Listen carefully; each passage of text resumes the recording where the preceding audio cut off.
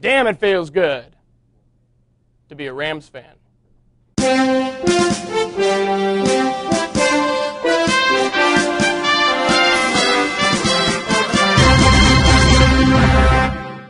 And welcome to another edition of Mondays in Midtown. I'm Mark Zinn. $46 million budget deficit. That's what the city of St. Louis had to deal with this past summer, and some of the money got cut from the St. Louis City firefighters' budget. We sat down with Chris Molitor, the president of the St. Louis City Firefighters Union. Here's what he had to say.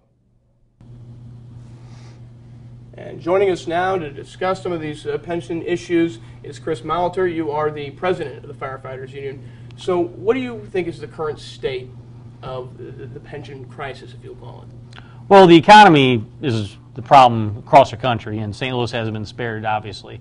The question is, are employers using the economy as an excuse to try to take pay and benefits away from hardworking people? And there is people who believe that. Now, we do believe the city is in an economic crisis. However, some of the demands that are being asked of us are pretty severe. Firefighters. What are some of those demands? What are the demands they're asking? Well, last year, for example, in pay negotiations, we could not come to an agreement. And they took over $2.6 million of pay and benefits away from firefighters. We lost $1,600 of pay, and we'll be working an extra 112 hours next year without any additional pay. So that was more than any other city employee got hit with.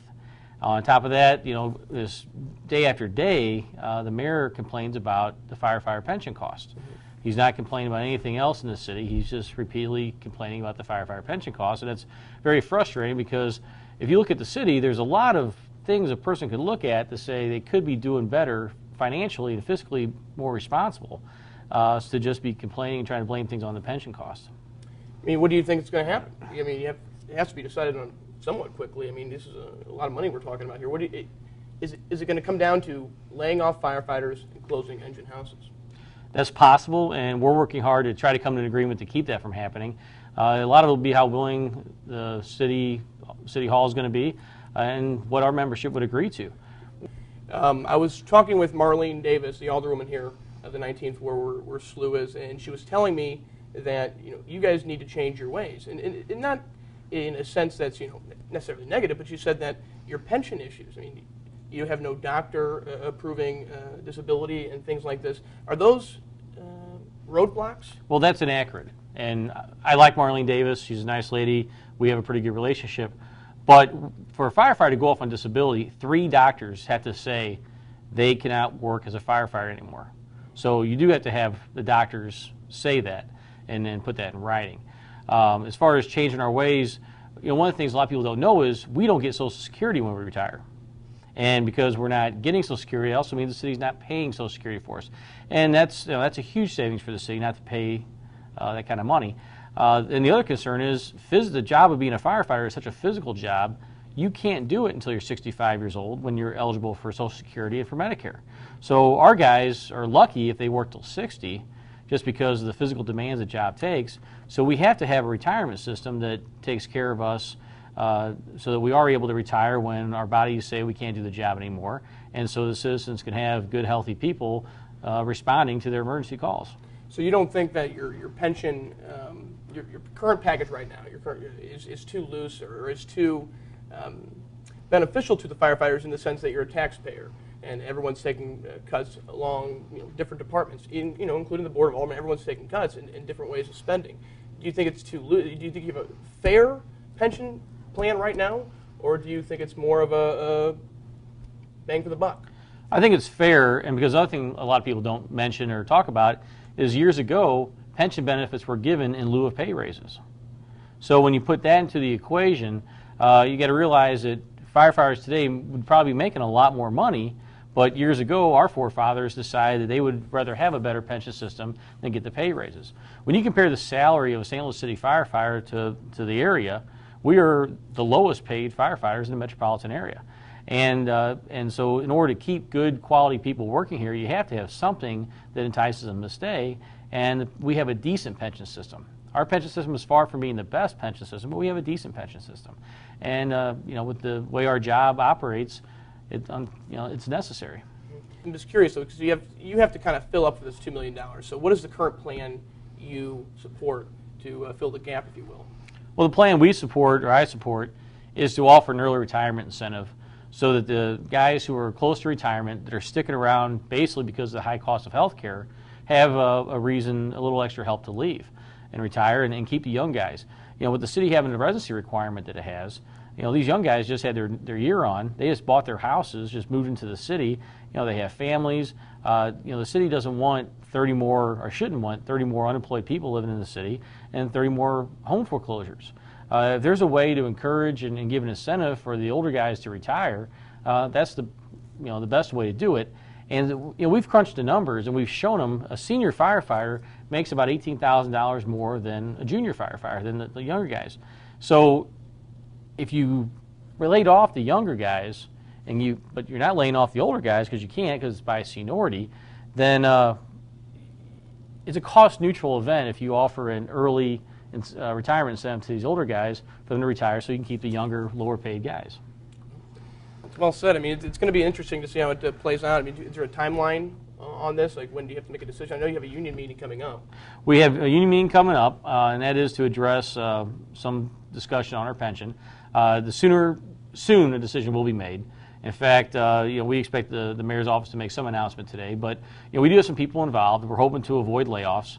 No one wants to see anyone lose a job, and I hope that's you know, sincere from the mayor's office. I believe it is.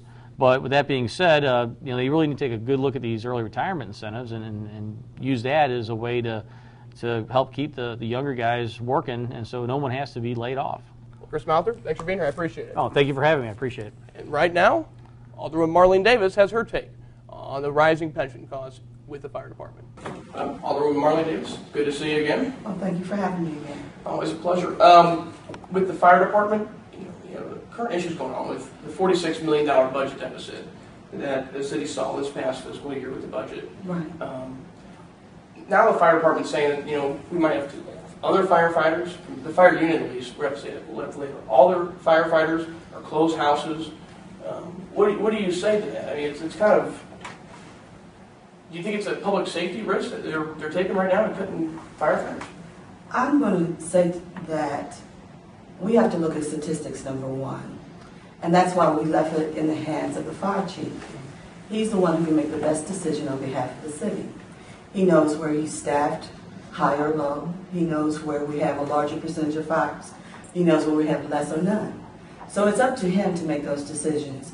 I doubt seriously that it actually requires closing down a house, but if it does, that decision would only be made because he believes that the city would still be safe and he can still serve the residents here. I mean, what do you say to the fire officials and fire union people who say, well, hey, if we're not going to do that, we're going to have to cut our pension benefits, especially for the new recruits coming in? Is that a plan you support? That's a plan that should have probably happened at least 5 years ago, if not 10. Why so? Well, because everybody saw the handwriting on the wall that far back that the pension costs were out of control. We know that insurance companies' rates are higher. Healthcare costs have been rising every year, at least a minimum of 10% or more. So you cannot still do business as usual without changing things. And that's where corporate responsibility comes in. And even though we're a city government, I still look at it as a corporate entity. And you have to make those decisions. So when our human resource staff people come to us and say, we need to make some changes and here are some recommendations, again, it still has to go back to the members who are duly elected to that pension fund for the fire department to make those decisions. I would hope that they would listen to others who have done the same, who have protected the welfare of their, constituency and make it better. Because we want to make sure that everyone is funded properly. We want to make sure everyone receives their pension check on time. And we want to make sure that we have the ability to provide the funds that we're supposed to do on a timely manner. Why have the pension costs skyrocketed in the past few years? I mean, well, it's the economy, and we've seen it all over the world, not even just in the United States. If you look at the car industry, that was the reason why they bellied up. It was because of the cost for their pensions and health care. And there was no way for them to get out of it because you're committed to that. And the only way you can do it is if everyone sits down and negotiates on how to do it better and different. Now, we have a lot of corporate entities who make sure that that is something they do every 5 years, which is really the most common sense way to run any organization, is to reevaluate process and procedure and have those conversations with the entities that are involved so that everyone is whole and healthy. I do know that even when I was on the school board, we had the same kind of dilemmas to look at. And I served on the pension fund for St. Louis Teachers Union. And many people didn't like the idea of us having those conversations, but it was required. But it was required for us all to sit down together. The public school district had an actuary. The pension fund had their actuary. You have to compare data. You have to look and make sure that everything is going to be okay. And we did find a way to save the public school district some millions of dollars, annually, and that makes a difference. And that's what we've got to focus on and bring it all together. Good to see you. All right. And again, that was Alderwoman Marlene Davis here of the 19th Ward. We'll be right back with an interview of the new SLU soccer coach.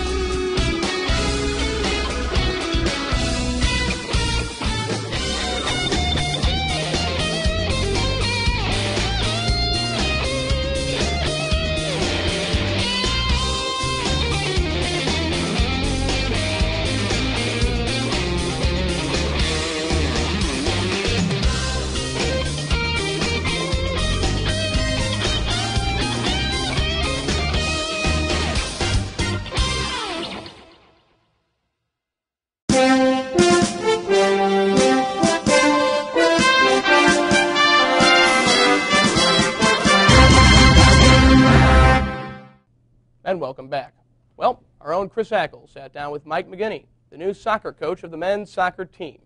I'm Chris Ackles with SLU-TV, KSLU, and the University News, and we are sitting down with the head soccer coach for men's soccer here at St. Louis University, Mike McGinney. Coach, thanks for joining us. Thank you, Chris.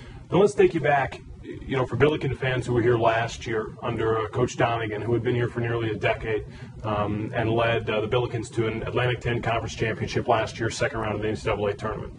It was January when Coach Donegan decided to leave and go to Rutgers in New Jersey. A few months later, you were announced as head coach. Why St. Louis?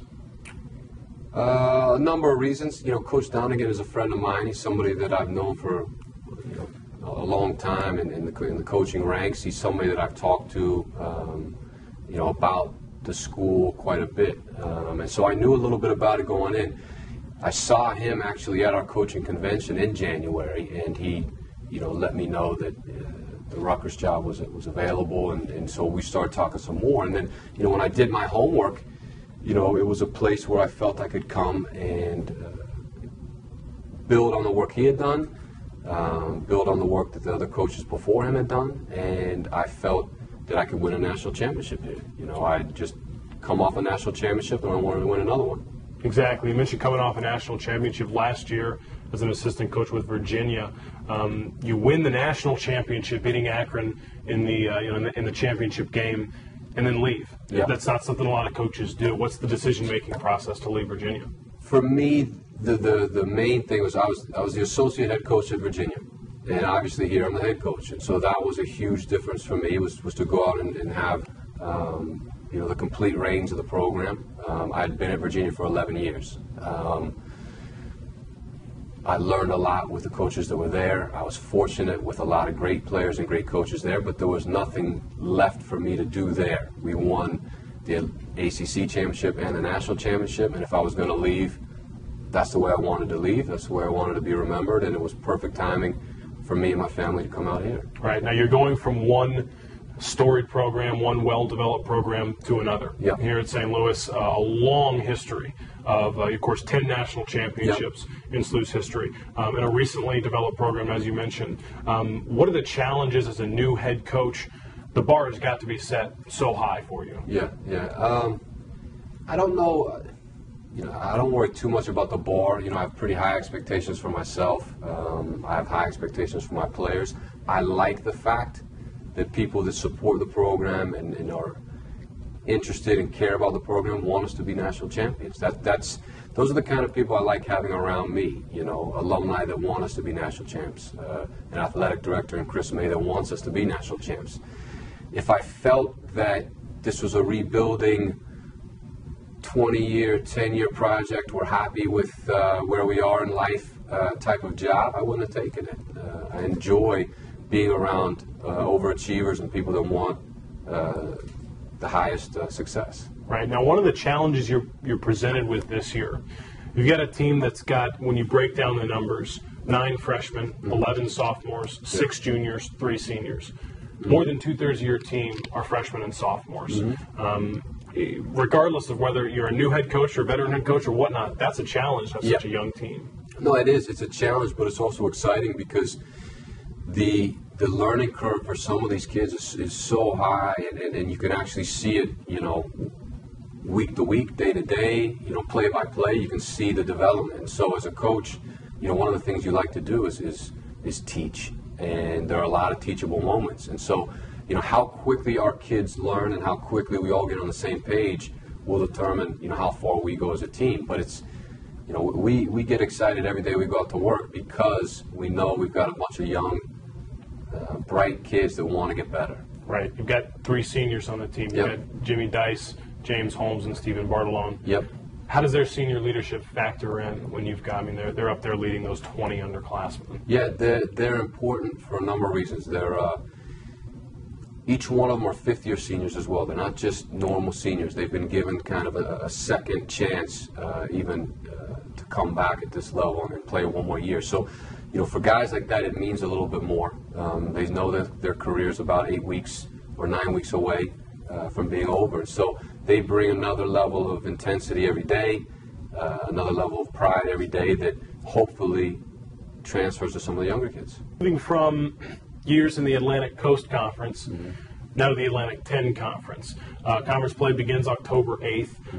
What are your thoughts going into the conference? Whether or not, as it turns out, you got a few games before conference play, there's a possibility you could go into the conference with a losing record. As a defending Atlantic 10 champion, how do you get the team ready for conference play? I don't treat it any different from any other game, and I don't think our players do either. Whether we're playing Drake or whether we're playing Oral Roberts or whether we're playing Louisville or whether we're playing Tulsa, you are who you are. You show up and you play as hard as you can. There's a game plan going into each match to win, and we're going to go into our match this week with Drake to win, and we're going to go into the first A-10 game to win. We don't, change that approach for, an in-state rival, out-of-state, on the road. The approach stays the same. Right. Now, we talked about the history of Billiken soccer. No head coach looks at his job as a one-year event. This is a program trying to build. One of the things you're known for is recruiting.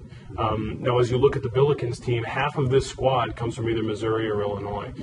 How do you sell St. Louis to incoming recruits? How do you, when you go out to high school juniors and seniors, what is it about St. Louis University that attracts those students? Well, I think it's got to be the whole school, the whole picture, the whole package, and you got to get to know the kid. Every kid is different. We've got 2 kids that have committed for next year. They're both radically different kids. One kid wants to be a doctor, one kid wants to be a professional soccer player. And so when you know the family, when you know the young man, you put it all out there for them and you say, look, this is what we can do for you. This is what we expect you to do while you're here. And if it's the right fit, you let the kid make the decision. I'm not in the business of selling cars or selling things that I don't believe in. I got to know the family and say, look, this is what I'm about. This is what our program's about. This is what the school is about. If you care about those things, this is a great place for you. Now, what are your expectations as far as this year and then as far as 3 years, 5 years, 10 years down the road for the SLU soccer program? For me, the immediate goal is to win games, and the immediate goal is to do better than we did last year. And last year we were A-10 tournament champions, second round of the playoffs. So this year I would like to win the regular season A-10 championship, the A-10 tournament championship and go farther in the playoffs. Those are the immediate, tangible goals that at the end you can measure. Long term, you know, we want to win national championships. That's why we're here. Mm-hmm. National championships, the goal of men's head soccer coach Mike McGinty. Coach, thank you so much for joining us. And this, appreciate it. Yeah, absolutely. This interview will be replayed not only here on SLU-TV, but on KSLU as well, and you can see it in September 23rd's edition of the University News. For SLU-TV, KSLU, and the U News, and along with head coach Mike McGinty, I'm Chris Ackles. Thanks for joining us. That was an awesome interview, Chris. Good job.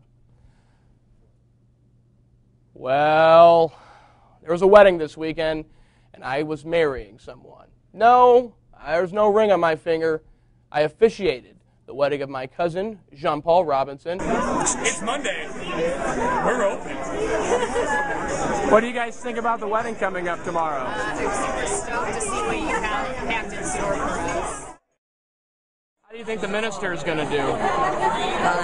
Yeah, He's a pretty nice guy, isn't he? sure is. Pretty good-looking guy, too. So when you go up court, Just remember, you want to walk slow down the aisle so it gives me less time to talk. Recognition to work for the community of love and add our best wishes to the words which shall unite JP and Kelsey in marriage. JP and Kelsey, look around you. All these people gathered here today wanted to show their dedication to you. And since you have friends and family from California to Maine that came here today, I think it's safe to say it's truly a Casey Kasem long-distance dedication. A marriage ceremony represents one of life's greatest commitments, but also is a declaration of love. By the virtue and authority vested in me by the state of Missouri, I now pronounce you husband and wife. You may exchange your gifts.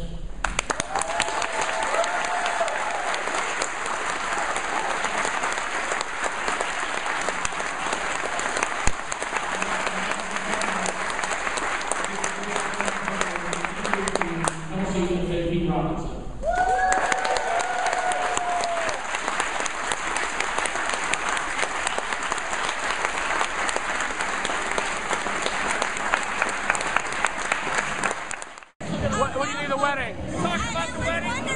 Best wedding ever.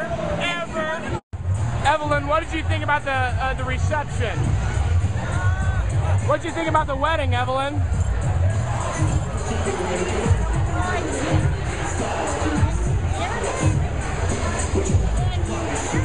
What? It's so noisy. Can you hear? Oh, it's okay. Gene, what did you think about the wedding, Gene? Oh, it was one of the best we've ever been at. Well organized. Everything you would ever want for a good reception. What do you think about the wedding so far? I think it's terrific. I mean, everything about it is fantastic. And frankly, I couldn't be having a better time right now. Well, father of the bride, what did you think of the wedding? I thought it was fantastic. And I'm glad it's over. And I can relax.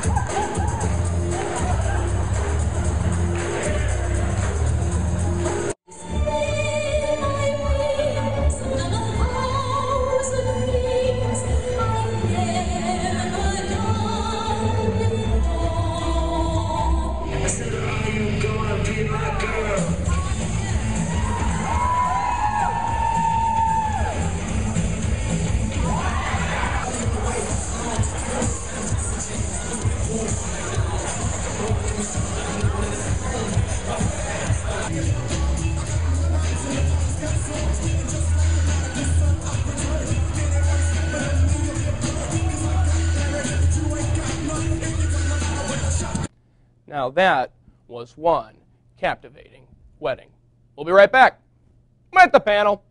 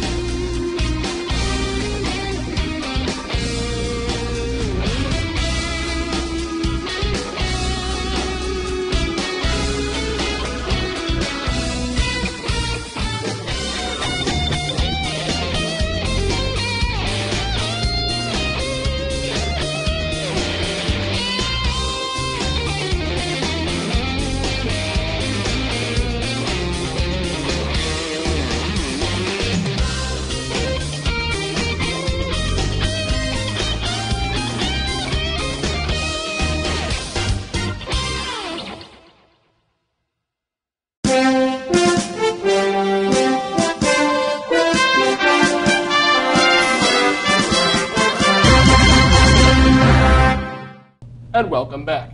Well, it's now time for the Power Panel, and boy, do we have some good ones, like we do every week, starting with our Connor Ryan. Hello, Connor. Hi, Mike. My name is not Mike. Hello, Brett Kostreski. He is a senior political analyst for Mondays in Midtown. Hi, Mark. And, of course, our wild card of the week, Colin Shevlin. He is the GIC, the Great Issues Committee Chair. Well, guys, thanks for being on the panel. I really appreciate it. Let's first start with this report that came that says, I guess Missouri's numbers are, we're going downhill, apparently, with our population numbers, and that we might lose a congressional seat. What does this mean, Connor? I mean, did someone just vanish? I guess someone just, oh, Congressman so-and-so, or sorry. Well, not easy to say. All we know is that it's basically bad news for Missouri and even worse news for Ike Skelton. He's already in a pretty tough re-election right now. Mm-hmm. Brett? Well, I'm looking at the national picture, and really what you're seeing is a shift from northern and upper Midwestern states down to the south, southeast, and southwest. So this is actually going to have interesting implications over the next few years as Republican-red states are going to gain representatives and electoral votes. I mean, this is a pretty hot-button issue right now, losing a congressional seat. I'm interested to see what the governor is going to do with this. I think we'll see that in the weeks and months ahead, what people are going to speculate as to what the action is going to be. Redistricting is always fun, and I'm sure we'll be watching it as we move through those several months. Another story that came out today saying that, Dooley is, this has been back and forth. They always say they are ready to merge the city and the county, that at least the city of St. Louis needs to be on, as a municipality rather, of the St. Louis County, the county of St. Louis, if you will. What do you think about Dooley's comments? You've all at least seen the story, and it's almost like he's bashing Mayor Slay. Like Mayor Slay's not holding up to his bargain. When they talk to Mayor Slay, well, I think the city and county should merge. What's going on here? Well, Dooley's up for re-election right now, so sounds like some election year rhetoric. We'll see what happens after the fall. Right? Well, I think it's interesting looking at the city-county merger. It probably is mostly political. I mean, the county, but it does. County, I don't think really does want to merge, and the city does because of the economy. Colin, the city. You've been down to City Hall with me. The independent city of St. Louis has county offices and city offices. That's what we are, our own county of over just a little bit over 300,000 residents. Does that make sense? I think that, as you're saying, we have the institutions in place where we can see the merger, but I think people just need to realize that it's going to take time. It's not going to happen overnight. We were talking earlier on the show about education. Connor, real quickly, what is the current state of the St. Louis City public school system? Well, that's a pretty interesting question, but at the moment we have some interesting developments in charter schools, especially some new innovations in terms of teaching chess as a means of helping at-risk youth learn ways to control their behavior. So, St. Louis was sort of seen as the pioneer of public education, and maybe that can continue in the future. We'll see about it, Brett. We're not doing too well. We still don't have accreditation for our city school district. What needs to be done? I'd like to see more charter schools. Those are working in a lot of cities right now as these urban schools. They're really just tied up in these big budgets and mayors that it's just very political, and these charter schools kind of break through that political barrier as an independent organization, and that's where you're really seeing improvement in urban school districts right now is with the charter schools. You're shaking your head. Do you agree with that? I do agree, and I think the two panelists have done well to highlight the charter school as we overhaul the public school system, but I think we also have to keep in mind that parochial schools also have a hand in kind of supporting the city's So youth. do you support shifting money into parochial schools? Wouldn't that take away money from the public school system if you deterred money to the parochial school system? I think that charter schools and parochial schools can work together to help the city out as we overhaul our public school system. Very, very, very interesting. I love the panel. I love what I do, and we'll be right back. Well, actually, right now it's Lyle's Corner. Whoa, it's Lyle's Corner, boys and girls, come on down. You'll learn about cool things around the town. It's Lyle's Corner! Oh, what is that? What are they doing? I'm getting nervous. What? What? Oh, I need to pause that. I was just watching the latest episode of Lyle's Corner, where these two guys just are like, there's music and there's like laughter and they're like dancing around each other, and I don't know what's going to happen next, but it looks a little fishy. I just enacted a scene from lots of people's homes from last week's episode of Lyle's Corner. Now, in Lyle's Corner, we did a little segment called Slackjaw Dancing. Or it's actually, it was Colin's "Did You Know That?" section of Slackjaw Dancing. And a lot of people were a little put off by it. They weren't really sure what was going to happen. They weren't really sure what was going on. They were a little concerned about the activities involved in slackjaw dancing. And I just want to, put it out there to the SLU community, St. Louis community, Missouri community, world community that watches Lyle's Corner, that sometimes things won't be understood from Lyle's Corner, and that's okay. Just take the purity and the rawness of it, and just enjoy it, because we don't do second takes. We don't do cutting and addition in our show.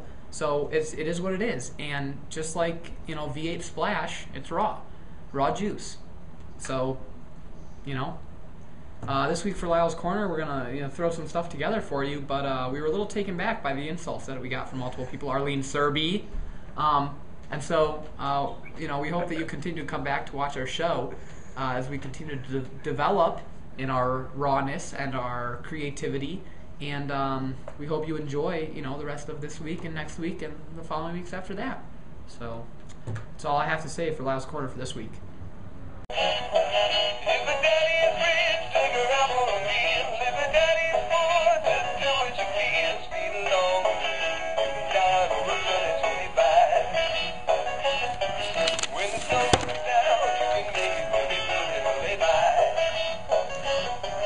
We have an email address. Did you know that? You can email crocoliley@gmail.com. That's CROCOLYLEE@gmail.com. Send us some ideas. It's Lyle's Corner! Now remember, the views expressed on Lyle's Corner don't necessarily reflect those of Mondays in Midtown, the University, or Father Biondi. Good guy, though. And now, the Spotlight on St. Louis. And for the Spotlight on St. Louis, we took a trip down Dancing in the Streets. The Grand Center neighborhood was buzzing with movement this weekend as Dancing in the Streets boogied its way into the Midtown area. Festival goers Saturday were treated with flavorful dancing, including performances of tap, modern, and hip-hop routines. The event was put on by Grand Center, Inc., a special taxing district just north of St. Louis University. Between 4 stages and a variety of smaller acts, Dancing in the Streets offered a little alternative to those already taking part in SLU's homecoming weekend. Dancing in the Streets is really cool. You get to see all different types of dance, and it's cool just the environment to be here. Some of the dances are really beautiful, and the songs are beautiful. I think everyone's really enjoying it.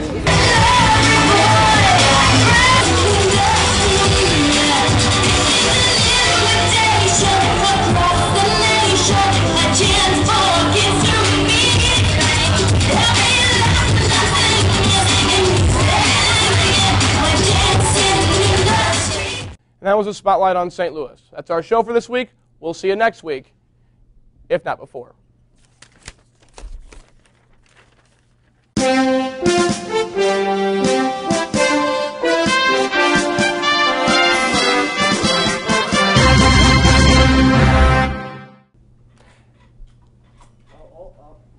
Edgy.